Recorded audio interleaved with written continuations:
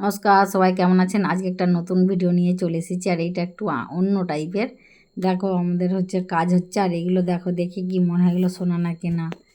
এইগুলো পুরোটাই সোনা। আর এইগুলো আগে খুব ভারী ভারী কাজ হতো, এখন দামের জন্য অনেকটা ওয়েট কমে গেছে আর হালকা হয়ে গেছে। আর যেগুলো হাত দিলাম চৌকো টইকো, ওইগুলো কুন্দন হবে।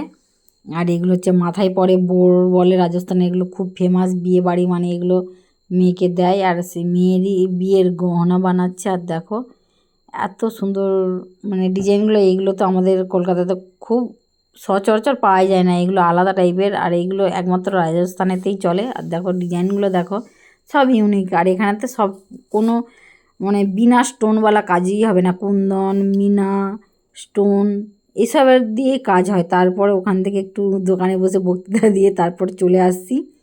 একটা দিদিভাই তার শরীরের প্রবলেমের জন্য দিল্লি গেছে ডাক্তার দেখাতে। আর এখানে তো একা একা থাকলেই তো অন্য ফ্যামিলির ভরসা নিতে হয়।